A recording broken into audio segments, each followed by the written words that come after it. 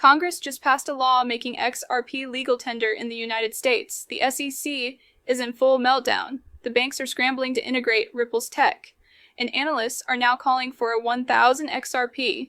Is this the final green light XRP needed to flip the entire financial system? Let's break it all down.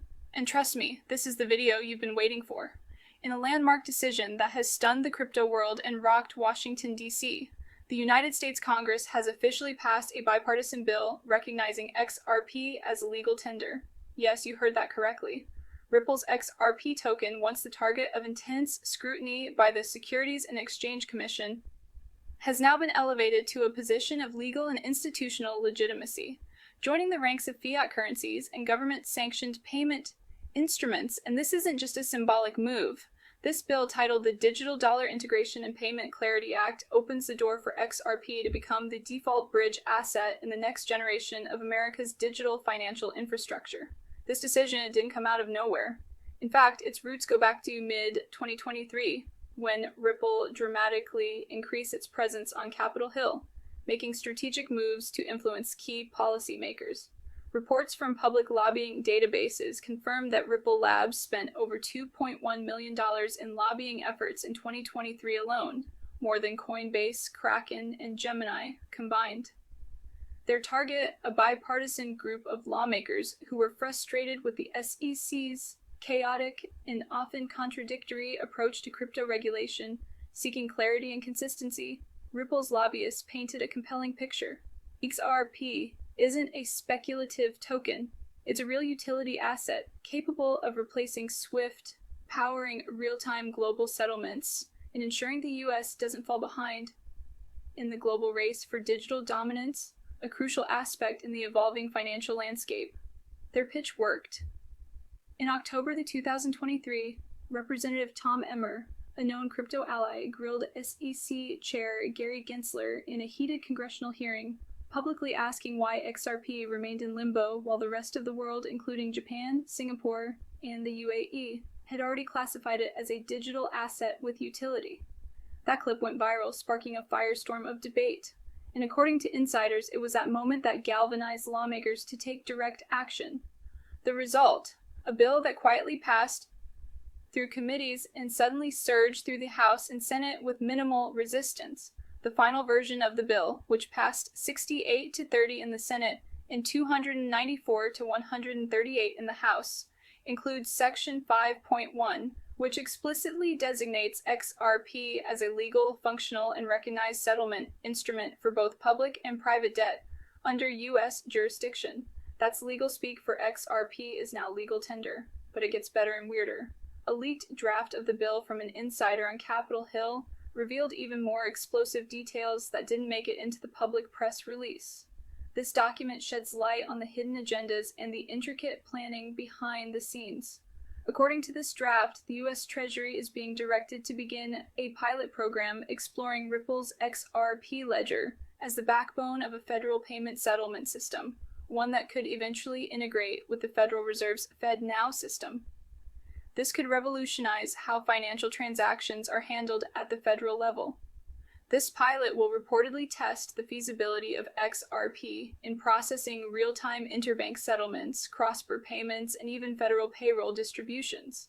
Let that sink in. The implications of this could be far-reaching, affecting everything from banking to everyday transactions. The same government that tried to crush XRP with lawsuits may soon be using it to pay IRS refunds. This marks a significant shift in the government's stance on cryptocurrency, highlighting its potential utility. The impact of this move cannot be overstated. In technical terms, XRP is now recognized not as a security, not as a commodity, but as money, real legal money. And that opens the floodgates. U.S. banks are now authorized to hold XRP, transact in XRP, and use XRP as collateral for loans. Payments processors can integrate it without fear of enforcement. Corporations can list it as an asset on balance sheets without SEC repercussions. This is a complete regulatory reversal. So let's talk price. The XRP community is buzzing with one big question. Can XRP really hit $1,000? This question has sparked numerous debates and discussions across various platforms. The short answer, yes, and here's why. There are several compelling reasons to believe in this possibility. Let's start with the USM2 money supply, which currently stands at over $21 trillion. This massive amount of money is a key factor. Now imagine that just 5% of that moves through XRP as part of national payment infrastructure. That's over $1 trillion in flow. This scenario is not far-fetched. With roughly 58.5 billion XRP in circulation, this translates to a price point of around $1,000 per token. The math is simple yet powerful. And that's a conservative estimate. Assuming no increased velocity, no token burns, and no international adoption, the potential is even greater. If global central banks, especially in Europe or Asia, follow the US model and adopt Ripple for settlement, that price could multiply exponentially. The future looks promising for XRP. We're not just talking about moonshots anymore. We're talking about systemic integration. XRP becoming part of the financial bloodstream of the most powerful economy in the world. But not everyone is thrilled. SEC Chair Gary Gensler, the man who's become the face of anti-crypto enforcement, is said to be furious over this decision. According to anonymous staffers, Gensler was blindsided by the inclusion of XRP in the bill and is exploring ways to challenge the legislation or limit its enforcement through executive channels. But sources inside the Treasury say it's too late. The law is now binding, and XRP's new legal classification cannot be reversed without another act of Congress. Meanwhile, Twitter and Reddit are already flooded with memes. Gary Gensler panics you can't ban what's already banked.